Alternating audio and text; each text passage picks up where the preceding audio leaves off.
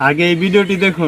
Mileage इसका कैसे बढ़ गया? माइलेज इसी इसी लगाने से बढ़ गया। क्यों, मतलब हमारा बहुत पैसा बच रहा है इसे लगाने से। 1 লিটার তেলে 100 কিলোমিটার যায়, চিন্তা করা যায়? হ্যাঁ, আসলে ভাই 1 লিটার তেলে 100 কিলোমিটার দেবো? একবারে আমার সত্যি। এক্ষুনি করে দিবা।